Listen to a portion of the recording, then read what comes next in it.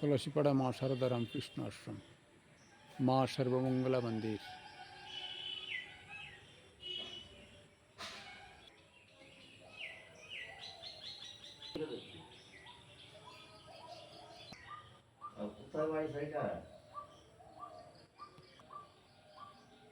মা সর্বমঙ্গলা শ্রীরামকৃষ্ণদেব, মা সারদা দেবী। পলাশীপাড়া মা সারদা আশ্রম, মা সর্বমঙ্গলা বিগ্রহ।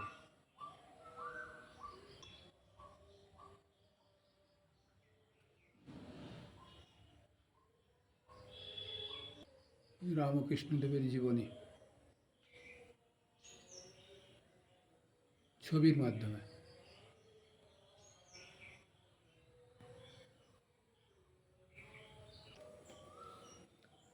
তব কথামৃতম তপ্ত জীবনম কবিভির্ডিতম কলমশাপহম শ্রবণমঙ্গলম শ্রীমদাততম ভুবি গৃণন্তি যে ভুরিদা জনাঃ।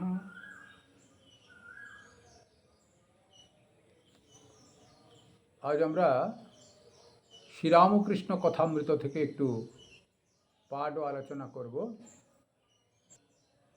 আপনারা এখানে এবং ইউটিউবের মাধ্যমে যারা শ্রবণ দর্শন করছেন সকলকে আমার আন্তরিক শুভেচ্ছা। আপনারা অবশ্যই শ্রবণ করুন, শেয়ার করুন। যারা যারা সাবস্ক্রাইব করেননি একটু সাবস্ক্রাইব করবেন। প্রায় নিত্য পাঠ হয়, একদিন ছাড়া ছাড়া আপনাদের শ্রবণ করানো হয়। আপনারা এই ভিডিওর মাধ্যমে, পুণ্যবাণী ইউটিউব চ্যানেলের ভিডিওর মাধ্যমে আপনারা শ্রবণ করবেন। পুণ্যবাণী আপনারা একটু সাবস্ক্রাইব করে নিলে কথামৃত, রামকৃষ্ণ গল্প, রামকৃষ্ণ গল্প কথা, গীতা, চণ্ডী, ভাগবত, নানা রকম যখন যেমন প্রবচন, যখন বক্তৃতা হয় সবই এখানে পুশ করা হয়। ধন্যবাদ। শুরু করছি।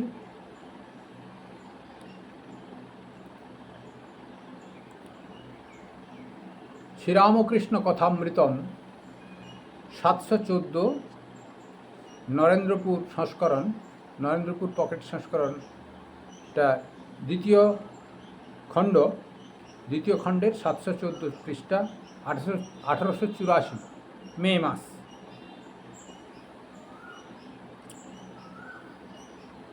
ঠাকুরের বিজ্ঞানীর অবস্থা। হরি, আচ্ছা, শ্রীরামকৃষ্ণদেবকে প্রশ্ন করছেন। কে? হরি। আচ্ছা, সংসারে এত দুঃখ কেন? ভারী সুন্দর। গৌতম বুদ্ধকে এই প্রশ্ন করা হয়েছিল। দুঃখ আছে, তার নিবারণ করবার পদ্ধতি আছে, নিবারণ করা যায়, নানা রকম সব তার উত্তর বেরিয়েছিল। তা সে শ্রীরামকৃষ্ণ, এই সংসার তাঁর লীলা খেলার মতো। এই লীলায় সুখ দুঃখ, পাপ পুণ্য, জ্ঞান অজ্ঞান, ভালো মন্দ সব আছে। দুঃখ পাপ এসব গেলে লীলা চলে গেল। ভারী সুন্দর। তারপর বলছেন কীরকম একটা গল্প বলছেন। চোর খেলায় বুড়িকে ছুঁতে হয়। খেলার গোড়াতেই বুড়ি ছুঁলে বুড়ি সন্তুষ্ট হয় না। ঈশ্বরের অর্থাৎ বুড়ির ইচ্ছা যে খেলাটা খানিকক্ষণ চলে, তারপর ঘুড়ি লক্ষ্যের দু একটা কাটে। হেসে দাও মা হাত চাপড়ি। অর্থাৎ ঈশ্বর দর্শন করে দুই একজন মুক্ত হয়ে যায়। অনেক তপস্যার পর তাঁর কৃপায় তখন মা আনন্দে হাততালি দেন। ভো কাটা, এই বলে, অর্থাৎ ঘুড়ি কাটা গেছে, অর্থাৎ মায়ার বন্ধন কেটে ফেলেছে। মায়ের সঙ্গে এক হয়ে গেছে, তখন সে খুব আনন্দ অনুভব করে। হরি, খেলায় যে আমাদের প্রাণ যায়, ভারী সুন্দর। শ্রীরামকৃষ্ণ সহাস্যে বলছেন, তুমি কে বলো দেখি? ঈশ্বরই তো সব হয়ে রয়েছেন। মায়া, জীব, জগৎ, চতুর্বিংশতি তত্ত্ব। সাপ হয়ে খাই, আবার রোজা হয়ে ঝাড়ি। তিনি বিদ্যা অবিদ্যা দুই হয়ে রয়েছেন। অবিদ্যা মায়ায় অজ্ঞান হয়ে রয়েছেন, বিদ্যা মায়ায় গুরু রূপে রোজা হয়ে ঝাড়ছেন। অজ্ঞান, জ্ঞান, বিজ্ঞান, অজ্ঞান, জ্ঞান, আবার বিজ্ঞান। জ্ঞানী দেখেন তিনিই আছেন, তিনিই কর্তা, সৃষ্টি স্থিতি সংহার করছেন। বিজ্ঞানী দেখেন তিনি সব হয়ে রয়েছেন। মহাভাব প্রেম হলে দেখে তিনি ছাড়া আর কিছুই নাই। ভাবের কাছে ভক্তি ফিকে, অর্থাৎ ভক্তি প্রাইমারি স্টেজে পরিণত হয়। ভাব পাকলে মহাভাব। প্রেম, মহাভাব মানে প্রেম, ঈশ্বরের সঙ্গে একাত্ম অনুভূতি, প্রেম। বন্দ্যোপাধ্যায়ের প্রতি ধ্যানের সময় ঘণ্টার ধ্বনি এখনো কি শুনতে পাও? তা বন্দ্যোপাধ্যায় বলছেন, রোজ ওই শব্দ শুনি। আবার রূপ দর্শন, এক একবার মন ধরলে কি আর বিরাম হয়? এক একবার মন ধরলে কি আর বিরাম হয়? শ্রীরামকৃষ্ণ সহাস্যে, হ্যাঁ, কাঠে একবার আগুন ধরলে আর নিমতে চায় না। ইনি বিশ্বাসের কথা অনেক জানেন। বন্দ্যোপাধ্যায়, আমার বিশ্বাসটা বড় বেশি। শ্রীরামকৃষ্ণ, কিছু বলো না? বন্দ্যোপাধ্যায়, একজনকে গুরু গাড়োয়াল মন্ত্র দিয়েছিলেন আর বলেছিলেন, গাড়োয়ালই তোর ইষ্ট। গাড়োয়াল মন্ত্র জপ করে সে সিদ্ধ হয়ে গেল। খেছুড়ে রাম নাম করে গঙ্গা পার হয়ে গেছিল। বিশ্বাস, এরকম বিশ্বাস চাই। শ্রীরামকৃষ্ণ, তোমার বাড়ির মেয়েদের বলরামের মেয়েদের সঙ্গে এনো। বন্দ্যোপাধ্যায়, বলরাম কে? শ্রীরামকৃষ্ণ, বলরাম কে জানো না? বোসপাড়ায় বাড়ি, বলরাম বোস আর কি। সরলকে দেখলে শ্রীরাম ও কৃষ্ণ আনন্দে বিভোর হয়ে যান। বন্দ্যোপাধ্যায় খুব সরল। নিরঞ্জনকে সরল বলে খুব ভালোবাসেন। শ্রীরামকৃষ্ণ মাস্টারের প্রতি, তোমায় নিরঞ্জনের সঙ্গে দেখা করতে বলছি কেন জানো? সে খুব সরল। সত্য কি না এইটি দেখবে বলে। নিরঞ্জন খুব সরল এবং সত্যবাদী, তাকে দেখলে ভালো লাগবে, তাই তোমার সঙ্গে দেখা করতে বলছি। ঠাকুরের শ্রীরামকৃষ্ণের কথামৃত অনেকটাই পাঠ হয়ে গেল, তা একটু আলোচনা করি। যতটুকু বুদ্ধিমত্তার দিয়েছেন তিনি, সেইভাবে আলোচনা হবে। আচ্ছা, সংসারে এত দুঃখ কেন? কে প্রশ্ন করছেন? হরি, শ্রীরামকৃষ্ণদেব। শ্রীরামকৃষ্ণদেব উত্তর দিচ্ছেন, এই সংসার তাঁর লীলা খেলার মতো। ভারী সুন্দর উত্তর। এই সংসারে এত দুঃখ কেন? ভগবানের লীলা। অর্থাৎ মায়ার দ্বারা এই সংসার তৈরি হয়েছে। মায়ার বশবর্তী হয়ে যে যার মায়িক আকর্ষণে আপন পর বোধ হয়ে গেছে। এটা আমার ছেলে, এটা আমার বাপ, এটা আমার মা, নিজের ছেলে ছাড়া অন্যকে খেতে দেওয়া হবে না, বা যদিও হয় অল্প একটু দেওয়া হবে, নিজের ছেলেকে বেশি খাওয়াতে হবে। তা এইসব বোধগুলো মায়ার খেলার বোধ। এইসব বোধের জন্যে ভগবান থেকে একটু করে দূরে সরে আসছে, একটু করে দূরে সরে আসছে, একটু করে দূরে সরে আসছে। তাতেই খেলা জমে গেছে। ভগবানের খেলা, ভগবান যখন হয়তো সৃষ্টি করেছিলেন অতটা জমেছিল না।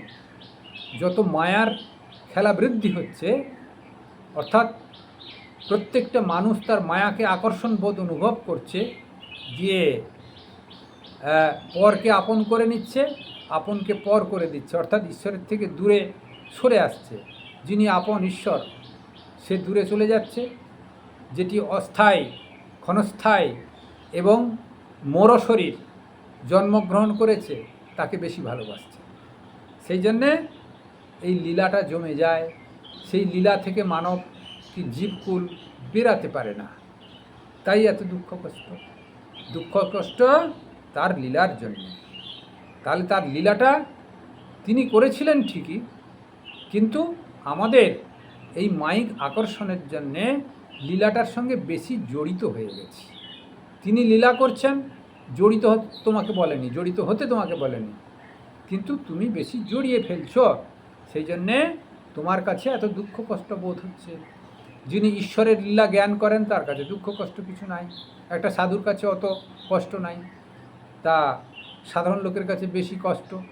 এই কারণের জন্য হচ্ছে মায়িক আকর্ষণ তার কাছে বেশি বোধ হয়েছে, মহামায়া তার ভিতরে বেশি ক্রিয়া করে নিচ্ছেন। এই লীলায় সুখ দুঃখ পাপ পুণ্য জ্ঞান অজ্ঞান ভালো মন্দ সব আছে। যেখানে দ্বন্দ্ব সেখানে মায়িক আকর্ষণ, আর সেখানেই তার লীলার প্রকাশ বেশি। টাকা পয়সা লেনদেন থেকে আরম্ভ করুন, সুখ দুঃখ থেকে আরম্ভ করুন, জ্ঞান অজ্ঞান থেকে আরম্ভ করুন, ভালো মন্দ থেকে আরম্ভ করুন, পাপ পুণ্য যা কিছু হচ্ছে সবই তার লীলার অন্তর্গত। যদি তার লীলাটা ঈশ্বরের লীলা জ্ঞান হয়ে যায় তাহলে তার কাছে এইসবগুলো আর থাকবে না, তিনি ঈশ্বরের একাত্ম অনুভব করবেন, তার কাছে লীলা সমাপ্ত হয়ে যাবে। কিন্তু তার এই সাধারণ মানুষের কাছে লীলা সমাপ্ত হচ্ছে না, যেহেতু নিজের মায়িক আকর্ষণ বেড়ে গেছে, আপন পর বোধটা বেড়ে গেছে। এইসব গেলে লীলা চলে গেল। এই সুখ দুঃখ কি গেলে, পাপ পুণ্য সুখ দুঃখ জ্ঞান অজ্ঞান ভালো মন্দ এইসব দ্বন্দ্ব ভাবটা যখন চলে যাবে তখন ওই লীলা চলে যাবে, সব চলে যাবে, ঈশ্বরের সঙ্গে একাত্ম অনুভব হয়ে যাবে। তারপর কি বলছেন, চোর খেলায় বুড়িকে ছুতে হয়। খেলার গোড়াতেই বুড়ি ছুলে বুড়ি সন্তুষ্ট হয় না। হ্যাঁ, ঈশ্বরের ইচ্ছা যে খেলাটা খানিকক্ষণ চলে, অর্থাৎ এটা আলোচনা হচ্ছে, ওটা পড়া হয়েছিল। তা ঠাকুরের এই গল্প ভারী সুন্দর।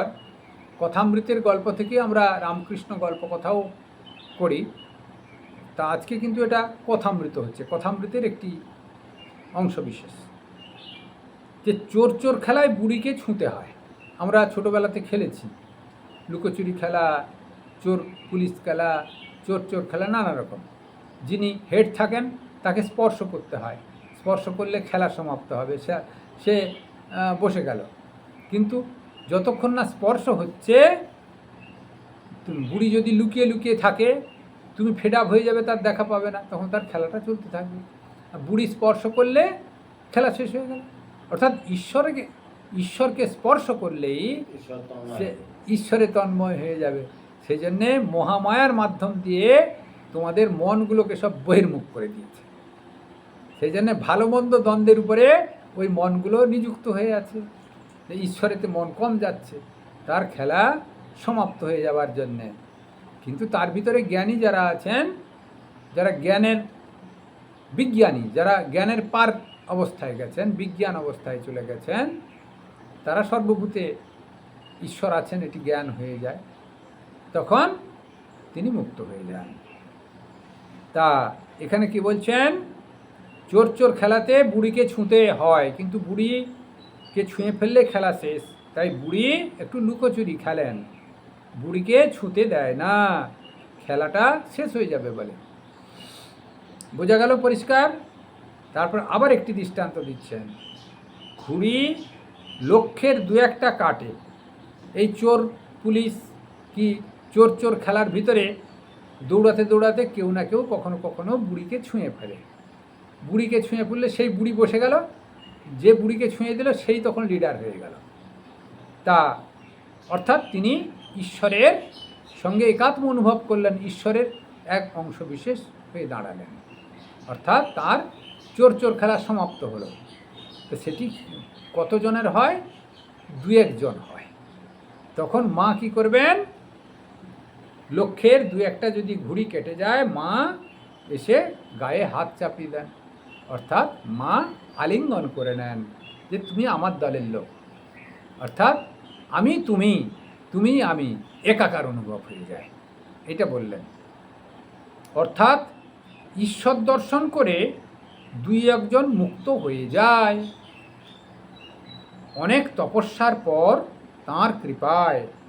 তখন মা আনন্দে হাততালি দেন আর ভো কাঁটা এই বলে নাচেন। অর্থাৎ এখানে অনেক তপস্যা, অর্থাৎ এখানে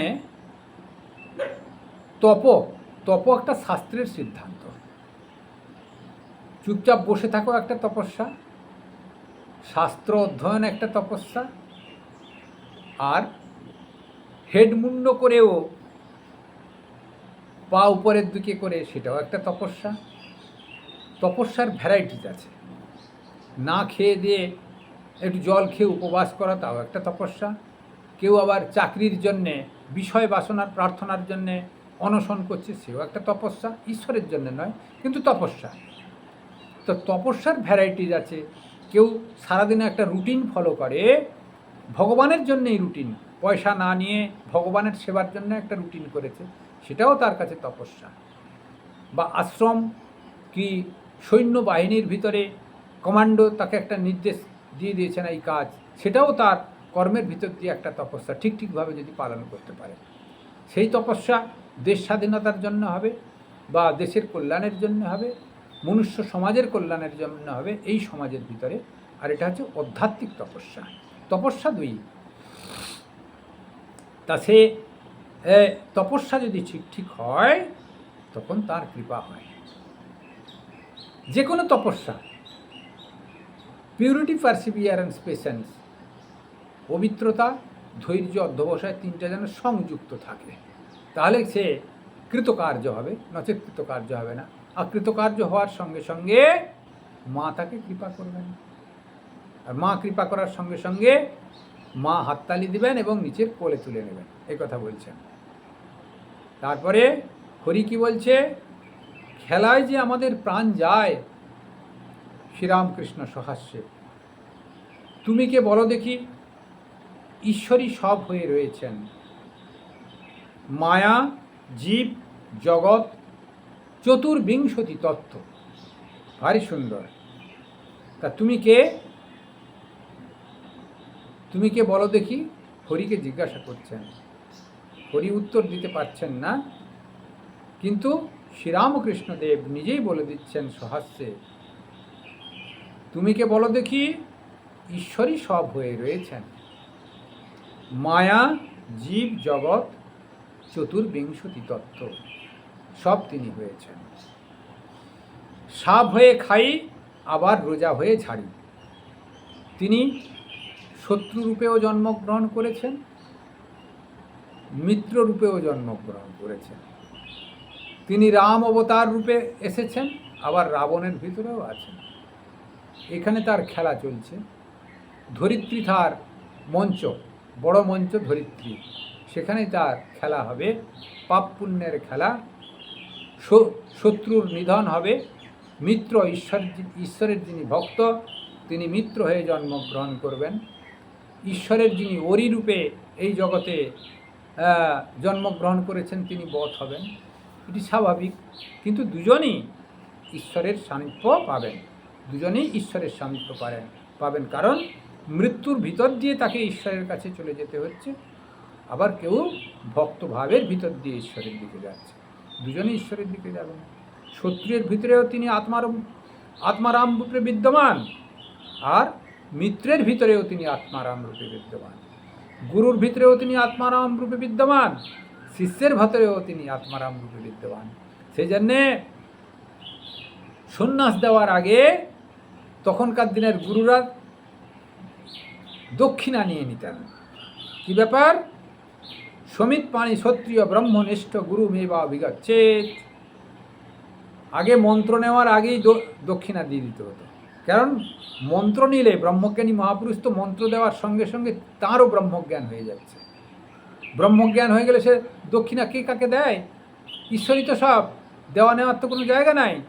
সেই জন্য আগেই দক্ষিণান্ত আগেই হয়ে যেত। তা এখন সেরকম ব্রহ্মজ্ঞানী মহাপুরুষের অভাব দেখা দিয়েছে, সেজন্য দক্ষিণা পরে নেওয়া হয়। কিন্তু দক্ষিণা নিতেই হবে, নচেৎ সিদ্ধ হবে না, মন্ত্র জপে মন বসবে না। বই একটা কেনার সময় পয়সা যদি না দেওয়া যায় সেই বই পড়া হয় না, অন্যজনে পড়ে নচেৎ ফেলা যায়। কিছু খরচা করে সেটাকে গ্রহণ করলে মন তাতে বসে। তাই দক্ষিণা গুরুকে দিলে যে মন্ত্র নিচ্ছে জপ করবে, নচেৎ জপই করবে না। বিনা পয়সায় মন্ত্র পাওয়া যায়, জপ করে কি লাভ? আবার একবার পরে নিয়ে নেবার একটা গুরুর কাছ থেকে। সেই জন্য কিছু খরচা করেই এই গুরু প্রদত্ত মন্ত্র, পরম্পরা মন্ত্র গ্রহণ করা উচিত, এবং গুরুর জন্য কিছু কখনো কখনো দক্ষিণাও দেওয়া উচিত। তাতে গুরুর প্রতি আকর্ষণ যেমন থাকে, তেমনি গুরু শিষ্যের সম্বন্ধ একটা ভালো থাকবে, এবং আধ্যাত্মিকতা একটা সূক্ষ্ম প্রবাহ তার ভিতরে থাকবে যদি সদ্গুরু হয়ে থাকে। আর কখনো কখনো সৎ পরামর্শের প্রয়োজন হলে, সম্পর্ক ভালো থাকলে সেটা সমাধান হবে। তিনি সাপ হয়ে খায়, আবার রোজা হয়ে ঝাড়ে। তিনি বিদ্যা অবিদ্যা দুই হয়ে রয়েছেন, অবিদ্যার মায়ার অজ্ঞান হয়ে রয়েছেন, আবার বিদ্যা মায়া গুরুরূপে রোজা হয়ে ঝাড়ছেন।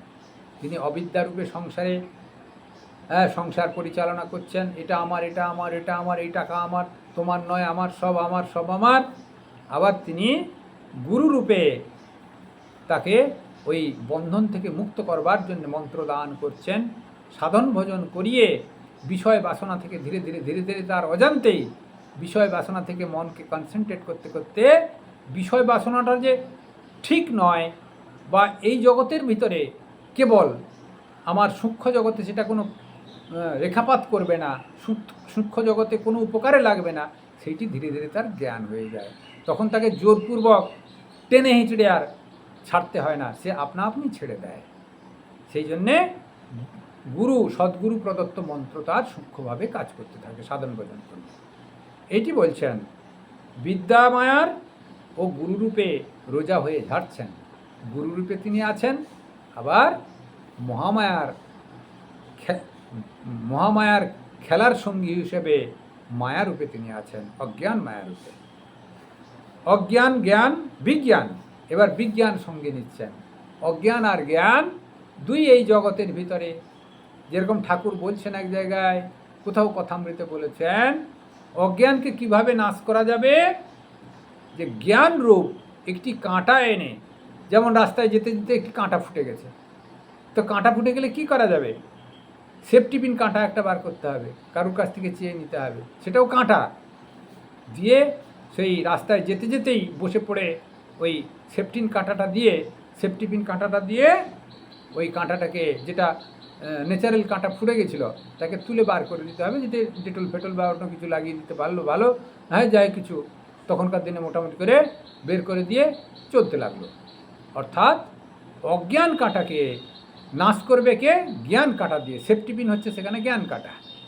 কিন্তু সেই সেফটি পিন যে জ্ঞান কাটা, সেই জ্ঞান কাটাকেও ওই পায়েতে ফুটিয়ে রেখে দিলে হবে না, তাহলে সেটাও সেই অজ্ঞানের কাজ হয়ে যাবে। সেই জন্য তাকেও ফেলে দিতে হবে বা যথা জায়গায় রাখতে হবে। সেই জন্য জ্ঞান, অজ্ঞান এবং জ্ঞান, জ্ঞান নয়, অজ্ঞান এবং জ্ঞান দুটোকেই ত্যাগ করতে হবে। তারপর বিজ্ঞান। বিজ্ঞান হচ্ছে ঈশ্বরই আছেন, আর কিছু নাই। জ্ঞানীরা দেখবেন সর্বভূতে তিনি আছেন, আর যিনি বিজ্ঞানী তিনি দেখবেন ঈশ্বরই আছেন, আর কিছু নাই, ভ্রম মাত্র। এটা হচ্ছে বিজ্ঞান। একই প্রায় সূক্ষ্ম, একটু তফাৎ। তিনি বলবেন সৃষ্টি স্থিতি প্রলয় সব তিনি করছেন, অর্থাৎ সর্বভূতে তিনি আছেন। এটা বিজ্ঞান, জ্ঞান। আর বিজ্ঞান কি? ঈশ্বরই আছেন, আর কিছু নাই। আমি যা, এই জগৎটা, এই জগৎ শব্দটাই নাই, ঈশ্বরই আছেন। একটু তফাৎ, এটা শাস্ত্রীয় তফাৎ, তো সহজে সাধারণ মানুষ বুঝতে পারবে না। একটু শুনে রাখুন, ধীরে ধীরে আলোচনা হতে হতে আবার মগজে ঢুকে যাবে। তা অজ্ঞান, জ্ঞান, বিজ্ঞান। জ্ঞানী দেখেন তিনি আছেন, তিনিই কর্তা, সৃষ্টি স্থিতি সংহার করছেন। বিজ্ঞানী দেখেন তিনি সব হয়ে রয়েছেন, এই তো বললেন। মহাভাব প্রেম হলে দেখে তিনি ছাড়া আর কিছুই নাই। মহাভাব, মহাভাব হচ্ছে প্রেম, একই জিনিস। ভাব আর মহাভাবের তফাৎ। মহাভাব চরম অবস্থা। তিনি ওই শ্রীমতী রাধিকার হতো মহাভাব। তিনি ভগবান শ্রীকৃষ্ণকেই দেখতেন, শরীর তার বোধে বোধ থাকতো না। এই যখন জপ করতেন, একটা প্রসঙ্গক্রমে বলি, যশোদা একদিন এসেছেন, এসে ভগবান শ্রীকৃষ্ণকে অনেকদিন দেখিনি, মনটা খারাপ, তোমার কাছে কি খবর আছে বলো তো। তিনি অনেকবার বলেছেন, আর শ্রীমতী রাধিকা চুপচাপ বসে আছেন, তার হুঁশ নাই তো, যশোদার কথাই তো শোনে না, সে তো তন্ময় হয়ে ভেতরে ডুবে আছে, বাইরের কোনো হুঁশ নাই। উঁচু সাধকরা যেরকম শরীর বোধ থাকে না, সাধন ভজন করতে করতে চুপচাপ বসে থাকেন, ওই অবস্থায় চলে গেছেন, মহাভাবের অবস্থায়। তারপর খানিকক্ষণ পরে তিনি প্রকৃতিস্থ হলেন। তার যশোদা পাশে দাঁড়িয়েছে দেখে হয়তো আধ ঘন্টা কেটে গেছে। তখন উঠে, যশোদা তো কৃষ্ণের মা, পালিতা মা হলেও তো যশোদা জানতো না তার পালিতা মা, যশোদা জানতো নিজের সন্তান। তাকে প্রণাম করলেন। কি ব্যাপার, তুমি এখানে? বলছে, আমি অনেকক্ষণ দাঁড়িয়ে আছি, তোমাকে একটা প্রশ্ন করতে এসেছিলাম। তা ভগবান শ্রীকৃষ্ণকে কেমন আছে, তুমি তার কি খবর পাচ্ছ সেটি জানার জন্য। বলছি, তুমি জেনে নাও, আমি কি করে বলবো? আমি যেরকম দেখি সব সময়, আমি তো দেখতে পাচ্ছি, তোমাকে তো আর দেখাতে পারবো না, তুমিই দেখো, আমি তোমাকে স্পর্শ করছি। দিয়ে তাকে স্পর্শ করে দিলেন। তারপর থেকে যশোদা মা মহাভাবের সঙ্গী হয়ে গেলেন, সঙ্গিনী হয়ে গেলেন। অর্থাৎ শ্রীমতী রাধিকার ভাব ওই যশোদা মায়ের ভিতরে স্প্রেড করে দিয়েছিলেন। তারপর থেকে তার সেই নিত্য ছোট্ট বালকটি বা নিত্য ছেলেটির খবর নিত্য জানতেন, তাতে আনন্দে থাকতে পারতেন। এই আছে, যখনই ইচ্ছা হলো তাই দেখলেন কি করছেন, তিনি সেই অমুক জায়গায় অমুক করছেন, এখান থেকে সব যেন টিভির পর্দায় দেখার মতো, এখন মোবাইল হয়ে গেছে, দেখার মতো তিনি অন্তর্জগতে দেখতে পেতেন, তাতে সন্তুষ্ট থাকতেন। তা এইভাবে হচ্ছে মহাভাব। মহাভাবে তাকে সবসময় দর্শন করা যায়। প্রেম আর মহাভাব একই, ঠাকুর বলছেন। ভাবের কাছে ভক্তি ফিকে, এই মহাভাবের কাছে এইসব যে হরিনাম এটা ওটা এগুলো সব গুরুত্ব কম, এই কথা বলছেন। ফিকে, ফিকে মানে অত্যন্ত কম, কমজোরি, তবে ওটার দরকার আছে। পুজো পদ্ধতি সবই কমজোরি, কিন্তু দরকার আছে। তার উপলব্ধি হয়ে গেলে পুজো পদ্ধতি কোনো প্রয়োজন নাই। কিন্তু প্রাইমারি স্টেজে আশ্রমে পুজো করতে হয় কেন? সাধুর পুজোর দরকার নেই। কিন্তু ভক্তরা তো আসেন, তারা দেখবেন সাধু কিছু করে না, আমিও করব না, উই অ্যান্ড মেক। আচরি ধর্ম অন্যজনকে শেখাতে হবে। তাই এখানে যদি পুজো বন্ধ করে দেন, আপনার যে ভক্তরা, সে বলবে যে মহারাজ তো পুজো করে না, আমার আর করে লাভ কী?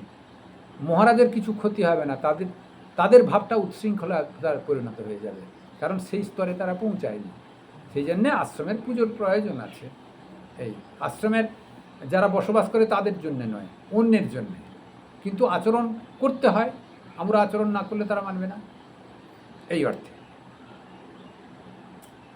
তা ভাবের কাছে ভক্তি ফিকে, ভাব পাকলে মহাভাব, প্রেম, এইসব বন্দ্যোপাধ্যায়ের প্রতি কি বলছেন?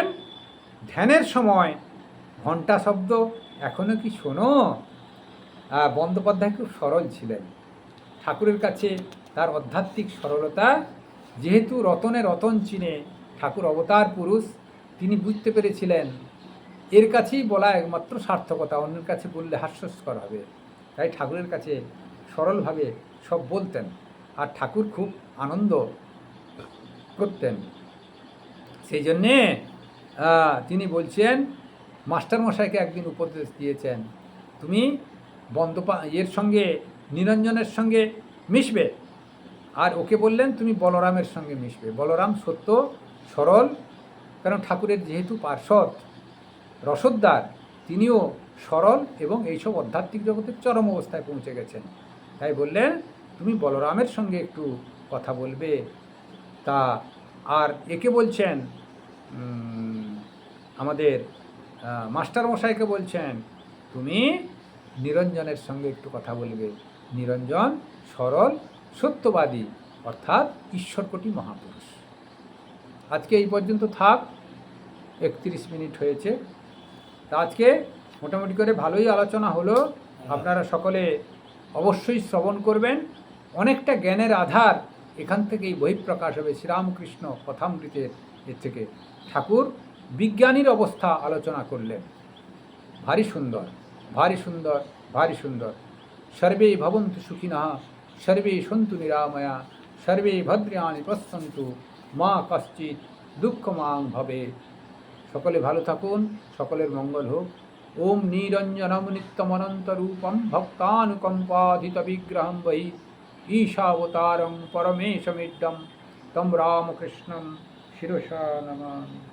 জয় ঠাকুর, জয় মা, জয় স্বামীজি।